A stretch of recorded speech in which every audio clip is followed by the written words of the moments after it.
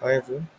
So today we will be able to see the elements which we try to inspect are hidden in the shadow DOM. Let's suppose if we try to automate these things here and if we try to inspect them, so they got disappear. So it is very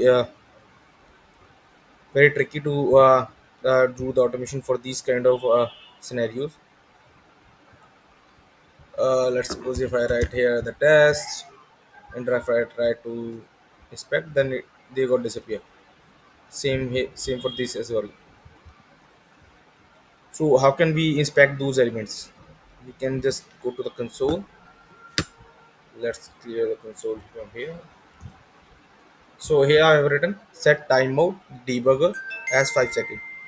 So whenever I hit the command here, then after 5 seconds, the debugger has been started. So this way uh, we can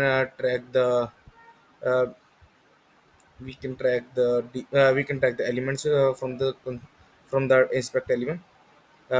Let's hit this command and open the drop down here. See,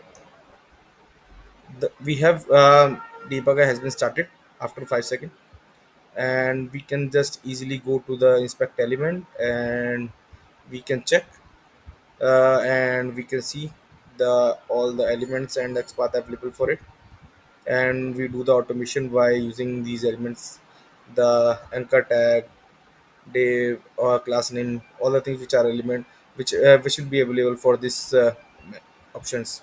We can do the same for the all the things like the calendar view and drop down and other things as well for the same. Yeah, thank you everyone. Bye bye.